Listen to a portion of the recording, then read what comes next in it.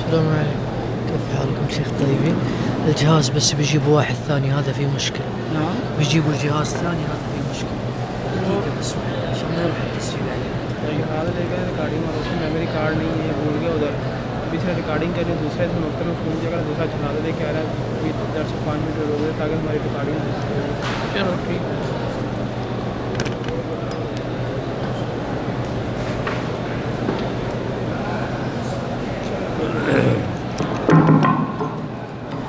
موضوع الدرس فی فضائل سیدنا علی المرتضی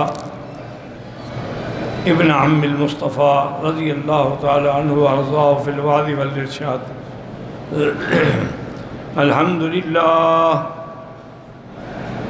الحمدللہ وکفا والصلاة والسلام علی خاتم الانبیاء سیدنا و حبیبنا محمد المصطفیٰ وعلى آلہ المجتبى واصحابہ النجبى. اللہم صل على سیدنا محمد النبی الأمی الہاشمی وعلى آلہ واصحابہ نجوم الہدى.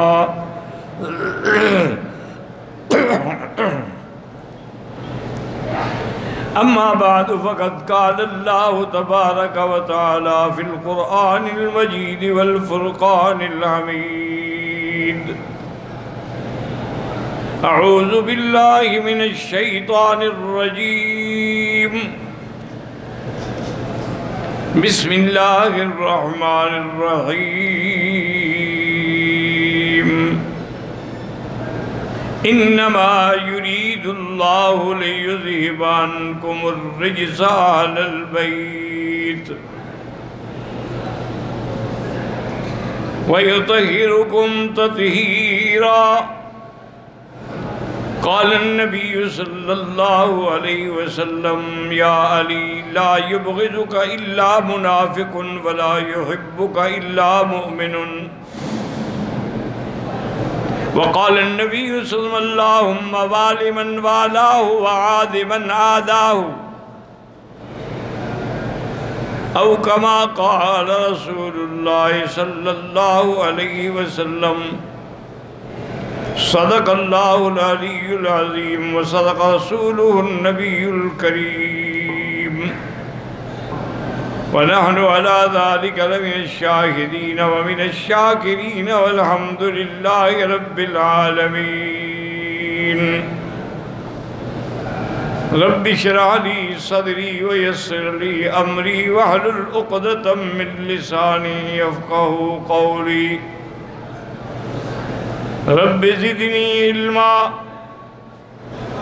سبحانك لا علم لنا إلا ما علمتنا إنك أنت العليم الحكيم. برادران اسلام، واجب الاحترام بزرگوں، دوستوں، بھائیوں، عزیز نوجوانوں، محترمہ مائیوں اور بہنوں، اللہ تبارک و تعالیٰ کے کلام مبارک میں سے چند آیات اور آقا انعامدار حبیب کبریا سیدنا محمد مصطفیٰ صلی اللہ علیہ وعلا آلہ واصحابہ وسلم تسلیما کثیرا کثیرا کہ فرامین مبارکہ میں سے 2 حدیثیں تلاوت کی ہیں. دعا فرمائیں کہ اللہ تعالیٰ اس عاجز کو مع الاہل والعیال صحت عافیت کاملہ دائمہ عاجلہ اور حق بات بیان کرنے کی توفیق عطا فرمائیں. آپ کو حق سننے سمجھنے کی، ہم سب کو حق پر چلنے کی توفیق عطا فرمائیں. پروردگار عالم تمام آنے والوں کی حاضری، حج، عبادات، صدقات، خیرات منظور و مقبول فرمائیں اور اس سال جدید کو امت مسلمہ کے لیے عزت و نصرت و تمکین کا سال بنائیں. میں نے آج کی جو آیت تلاوت کی ہے اس کا تعلق ہے حضرت سیدنا علی رضی اللہ تعالی عنہ سے۔ سیدنا علی جو ہیں ان کے والد کا نام عبد العزیٰ تھا، کنیت ابو طالب تھی، لیکن وہ مشہور کنیت سے ہو گئے تھے، اس لیے علی ابن ابی طالب کہتے ہیں، ورنہ ان کے والد کا نام عبد العزیٰ ہے، اور ان کی والدہ کا نام فاطمہ بنت اسد ہے۔ اور حضرت علی جو ہے یہ نجیب الطرفین ہیں، یعنی ماں کی طرف سے بھی باپ کی طرف سے بھی ہاشمی خاندان سے تعلق ہے، اور حضور صلی اللہ علیہ وسلم کے چچے کے بیٹے ہیں۔ بچپن سے ہی حضور پاک نے حضرت عباس سے فرمایا تھا کہ ابو طالب پر کافی بوجھ ہے، ایسا کریں کہ ایک تو آپ لے لیں، ایک میں لے لیتا ہوں۔ تو حضرت عباس نے جعفر کو لے لیا، حضور نے حضرت علی کو لے لیا۔ تو حضرت علی رضی اللہ تعالیٰ عنہ بچپن سے ہی حضور کی کفالت میں آ گئے۔ جب نبوت کا اعلان ہوا، حضور صلی اللہ علیہ وسلم نے اپنی دعوت اسلام دی، تو حضرت علی بھی فوراً مسلمان ہو گئے، حالانکہ اس وقت یہ بچے تھے۔ اسی لیے محدثین کی تحقیق ہے کہ عورتوں میں سب سے پہلے ایمان لانے والی سیدہ خدیجہ ہے رضی اللہ عنہا، اور مردوں میں سب سے پہلے ایمان لانے والے ابو بکر ہیں، اور بچوں میں سب سے پہلے ایمان لانے والے علی ہیں، اور غلاموں میں سب سے پہلے ایمان لانے والے حضرت زید ہیں۔ تو حضرت علی رضی اللہ تعالی عنہ بھی السابقون الاولون میں شامل ہوئے، اور ہر مقام پر حضور صلی اللہ علیہ وسلم کی خدمت میں اور اعانت میں پیش رہے۔ سیدنا علی رضی اللہ تعالی عنہ کئی امتحان گزرے ہیں۔ سب سے بڑا امتحان تو ہجرت کی رات تھی کہ حضور صلی اللہ علیہ وسلم نے فرمایا کہ علی تم میرے بستر پہ سو جاؤ اور میری چادر اوپر اوڑھ لو، تاکہ دشمن یہ سمجھیں کہ اللہ کے نبی گھر میں سو رہے ہیں، تاکہ ہم جو ہے ہجرت کے لیے سفر کر لیں۔ اور اللہ کے نبی کے پاس جو مکے والوں کی امانتیں تھیں، چونکہ مکے والے آپ کو امین سمجھتے تھے، صادق سمجھتے تھے، اپنی امانتیں حضور کے پاس رکھتے تھے۔ وہ ساری امانتیں حضور نے حضرت علی کے سپرد کی کہ میرے جانے کے بعد جن جن کی امانتیں ہیں ان کو پہنچا دینا۔ اور یہ امتحان ہے کیونکہ 60 آدمی مسلح حضور کے گھر کے باہر پہرے پہ کھڑے ہوئے ہیں اور قتل کرنا چاہتے ہیں۔ اس وقت بستر پہ سونا جو ہے اپنی موت کو دعوت دینا ہے، لیکن حضور نے کہا کہ سمینا و حاضر یا رسول، میں بالکل تیار ہوں۔ حضور سیدنا ابی بکر کے ساتھ تشریف لے گئے، اور اللہ نے آپ کی مدد فرمائی۔ آپ نے مٹی اٹھائی اور اس پہ پڑھا، اور اس کے بعد پھینکا، شاہت الوجوہ شاہت الوجوہ شاہت الوجوہ۔ اور بعض روایات میں ہے کہ سورۃ یاسین کی جو آیتیں ہیں وَجَعَلْنَا مِن بَيْنِ أَيْدِيهِمْ سَدًّا وَمِن خَلْفِهِمْ سَدًّا فَأَغْشَيْنَاهُمْ فَهُمْ لَا يُبْصِرُونَ، یہ بھی پڑھی اور یہ بھی پڑھا اور پھینکی۔ اللہ نے وہ مٹی سارے کافروں کی آنکھوں میں پہنچا دی۔ حالانکہ مٹی پڑے تو آدمی بے چین ہو جاتا ہے، آنکھ میں مٹی پڑ جائے، لیکن وہ ایسی مٹی تھی کہ ان کو غنودگی طاری ہو گئی، اور حضور صلی بڑے آرام سے اپنے گھر سے نکلے۔ اس لیے اللہ نے فرمایا تھا کہ وَمَا رَمَيْتَ إِذْ رَمَيْتَ وَلَكِنَّ اللَّهَ رَمَى، میرے محبوب وہ مٹی صرف آپ نے نہیں پھینکی، آپ نے تو پھینکنے کا سبب اصل تو ہم نے پہنچائی ہے۔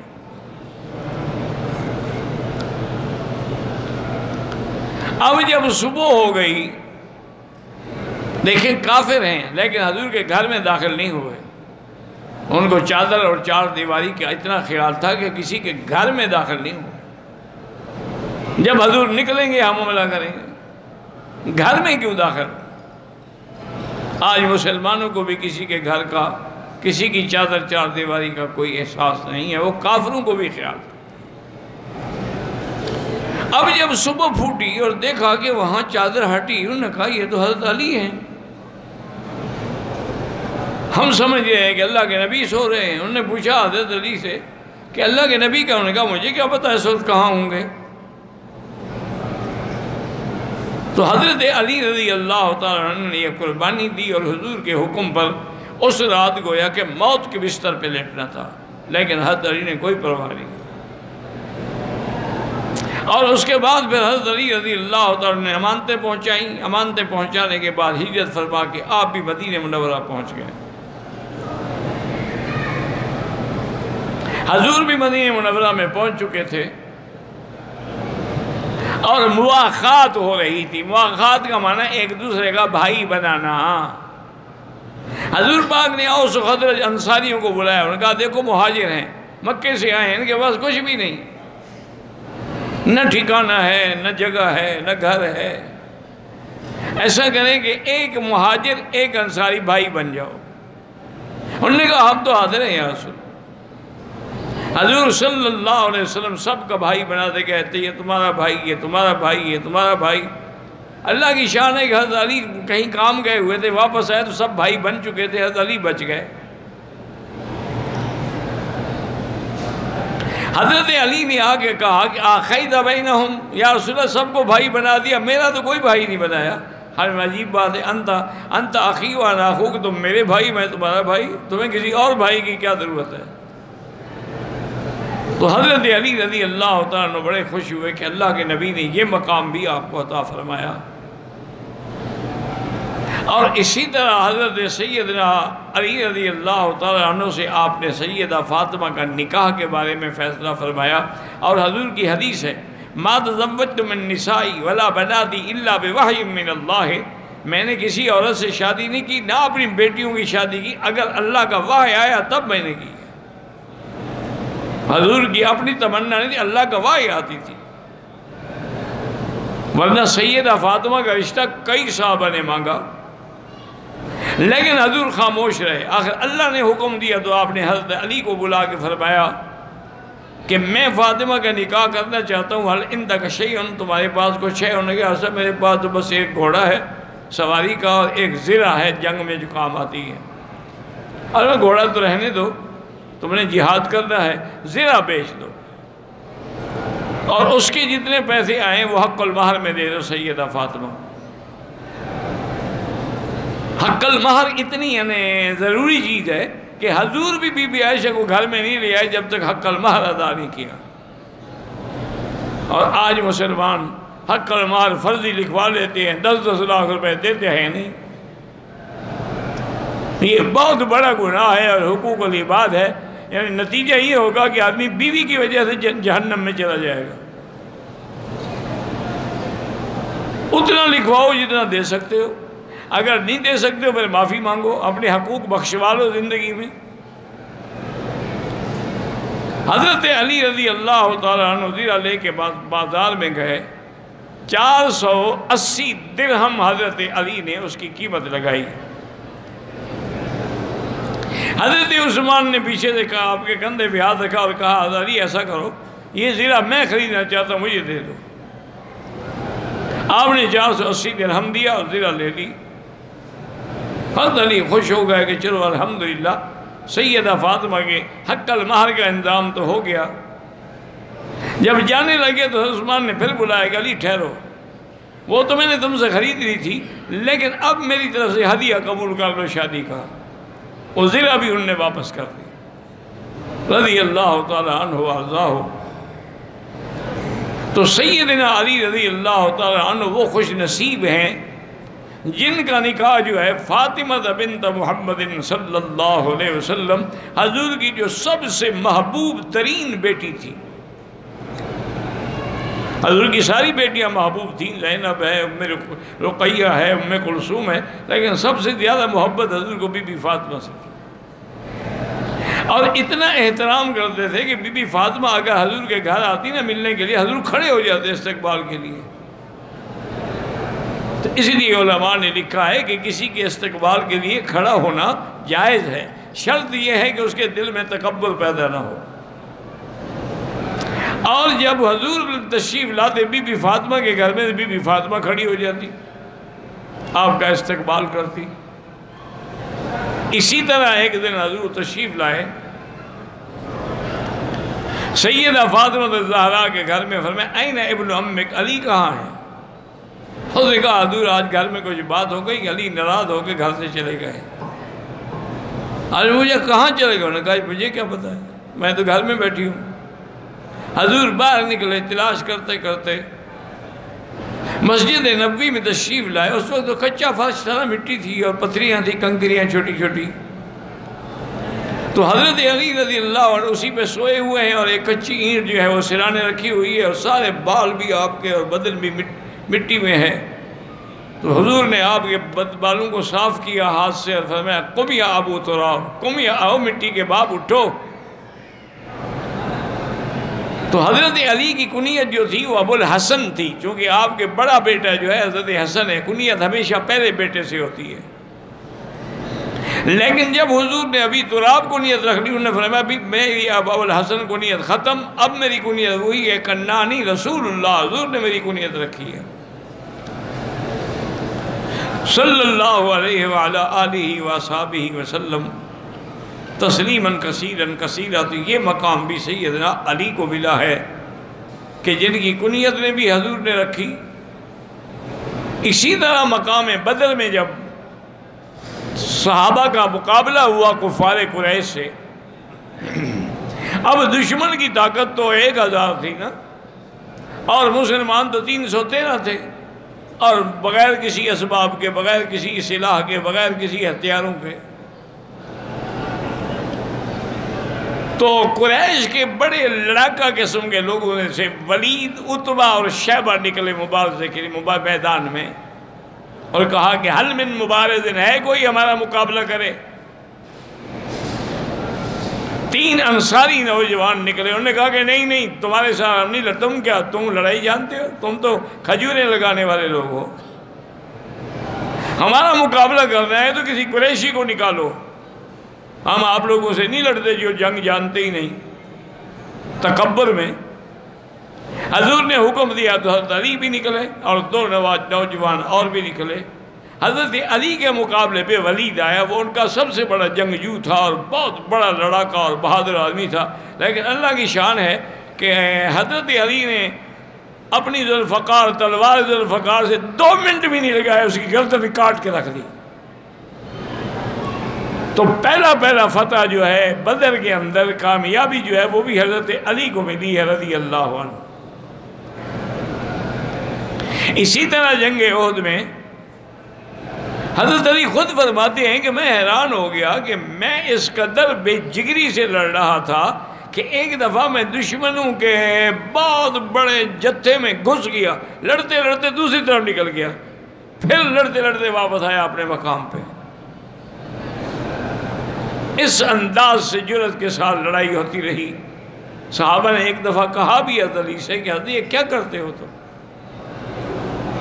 ایک آدمی 2 کا مقابلہ کرتا ہے، 3 کا، 4 کا، 5 کا، 10 کا، یہ کیا ہے کہ تم سینکڑوں آدمی اندر گھس جاتے ہو؟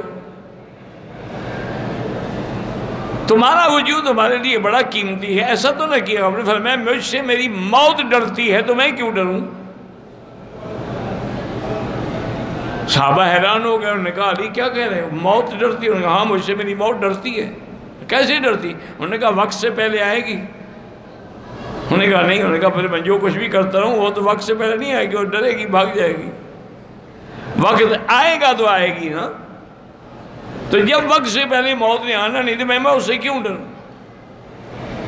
اور یہ شرف بھی سیدنا علی کو ملا ہے کہ جب حضور زخمی ہوئے تو آپ کے زخموں کو دھونے والے حضرت علی ہیں، اور ایک چٹائی کو جلا کے اس کی راکھ بنا کے آپ کے زخموں پہ ڈالنے والی سیدہ فاطمہ الزہرا ہے رضی اللہ تعالی عنہ وارضاہ۔ تو یہ شرف جو ہے یہ بھی سیدنا علی کو ملا ہے رضی اللہ تعالی عنہ وارضاہ۔ اور اسی طرح حضور صلی اللہ علیہ وسلم غزوہ تبوک میں جب جانے لگے تو آپ نے حکم فرمایا کہ علی ایسا کرو کہ ہم سب جا رہے ہیں اور بہت بڑی ہمارا خطرہ ہے دشمن سے کہ روم والوں نے 1,00,000 فوج جمع کی ہے مدینے پہ حملہ کرنے کے لیے. ہم یہ چاہتے ہیں کہ ہم ان کے مقابلے پر حدود مدینہ سے نکل کے مقابلہ کریں تاکہ مدینے میں جنگ نہ ہو، لیکن تم نے یہاں رہنا ہے.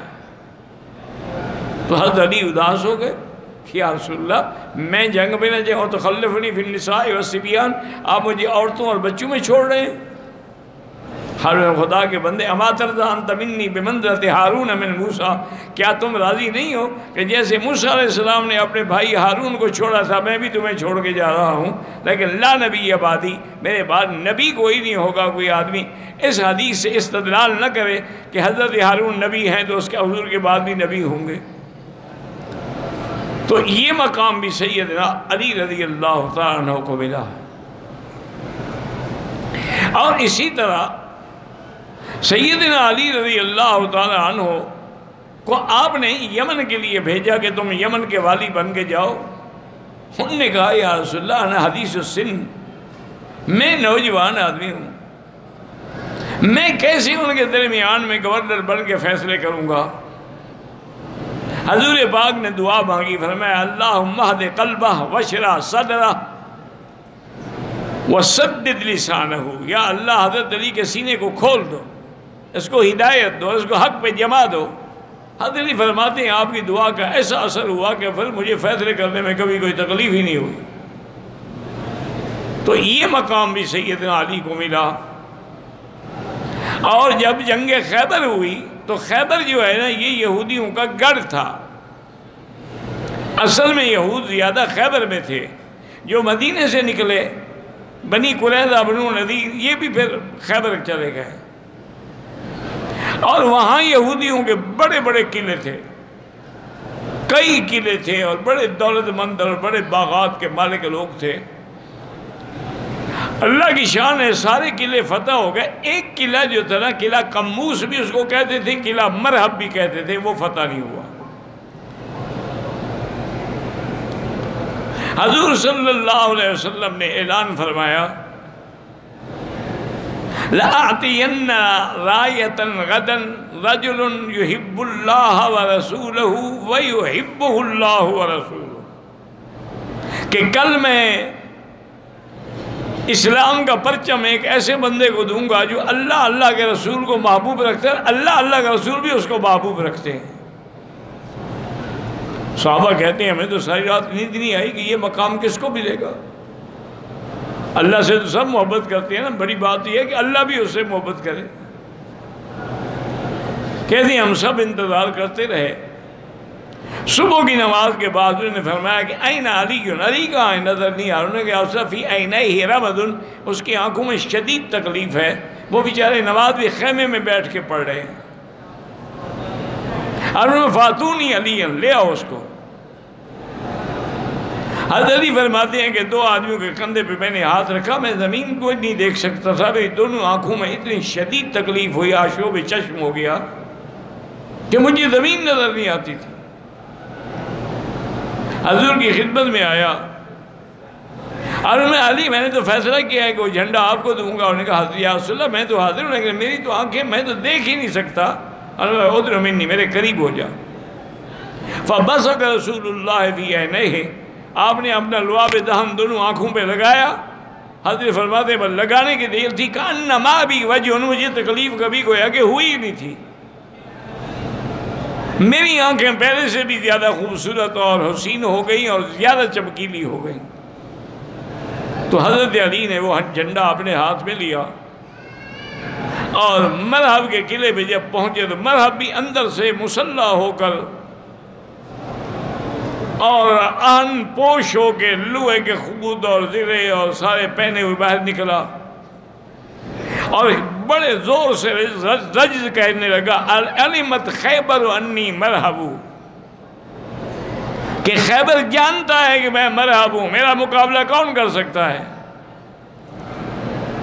حضرت علی سامنے آئے فرمایا انا الذی سمتنی امی حیدرا، میں بھی وہ ہوں جس کو ماں نے حیدر کا لقب دیا تھا. کہتے ہیں کہ مقابلہ ہوا، بڑا زور سے مقابلہ ہوا، لیکن اللہ کی شان ہے کہ بغل کے نیچے کی جگہ خالی تھی، وہاں چونکہ ذرا نہیں تھی تو حضرت علی نے وہیں سے تلوار گھسائی اور سر سے نکل گئی اور کافر فی النار ہو گیا۔ جب مر گیا تو قلعہ کھل گیا، قلعہ فتح ہو گیا۔ تو یہ مقام بھی اللہ تبارک و تعالیٰ نے سیدنا علی رضی اللہ تعالیٰ عنہ کو فتح فرمایا تھا۔ اور اسی طرح حضور پاک نے جب آیت تطہیر نازل ہوئی تو آپ نے اپنے بچوں کو حسن، حسین، فاطمہ، علی سب کو بلایا، اپنے ساتھ بٹھایا اور اپنی چادر مبارک اوپر ڈالی۔ اس میں حضرت علی بھی موجود ہیں، فرمایا اللہم ہؤلاء اہل بیتی، یا اللہ یہ بھی میرے اہل بیت ہیں۔ تو بی بی ام سلمہ بھی بیٹھی تھیں، آپ کی بیوی، انہوں نے کہا حضور میں بھی چادر کے نیچے آجی۔ فرمایا انت لا خیر، تمہارے حق میں تو قرآن نازل ہو چکا ہے۔ ازواج مطہرات کی اہل بیت ہونے پر تو نص قطعی آ چکی ہے، ضرورت تو ان کے لیے ہے جن کے لیے قرآن نازل نہیں ہوا، اس لیے میں ان کی دعا کر رہا ہوں۔ تو اس کے اندر بھی حضرت علی رضی اللہ تعالیٰ عنہ بھی شامل تھے حضور کی دعا میں۔ اور ایک دفعہ حضور پاک صلی اللہ علیہ وسلم نے آپ کو فرمایا کہ انت ولی کل مومن، علی تم ہر مومن کے دوست ہو۔ اور پھر دعا بھی مانگی کہ اللہم والی من والہ و آد من آداہ، یا اللہ جو علی سے محبت کرے آپ بھی محبت کریں، جو علی سے دشمنی کرے آپ بھی اس سے دشمنی کریں۔ اسی طرح ایک روایت میں آتا ہے، آپ نے فرمایا من سب علی فسبنی، جس نے حضرت علی کو گالی دی اس نے گویا کہ مجھے گالی دی ہے، چونکہ علی جو ہے میرے چاچے کا بیٹا ہے۔ اور یہ شرف بھی حضرت علی کو ملا ہے کہ آپ کی والدہ فاطمہ بنت اسد اسلام لے آئی تھی، والد اسلام نہیں لائے ابو طالب، لیکن والدہ مسلمان ہو گئی۔ تو حضور پاک اس کی قبر کو خود تیار کرایا، اور تیار کرنے کے بعد اپنا قمیض بھی دیا ان کو کفن کے لیے، اور پھر حضور ان کو دفن کرنے سے پہلے اس کی قبر میں خود لیٹ گئے، کافی دیر لیٹے رہے۔ صحابہ کہتے ہیں ہم تمنا کر رہے تھے کاش یہ ہماری قبر ہوتی جس میں آج حضور خود لیٹے ہوئے ہیں۔ حضور پاک باہر تشریف لائے تو ہم نے کہا حضرت آپ نے تو بھائی، انہوں نے کہا اصل میں ابی طالب کے بعد سب سے زیادہ احسان جو ہے مجھ پہ اس عورت کے ہیں، فاطمہ بنت اسد کے، کہ اس نے ہمیشہ میرا لحاظ رکھا اور خیال رکھا، تو میں آج اس کو بدلہ دینا چاہتا تھا۔ تو یہ مقام جو تھا یہ بھی سیدنا علی رضی اللہ تعالی عنہ کو نصیب ہوا، رضی اللہ تعالی عنہ وارضاہ، واللہ اعلم۔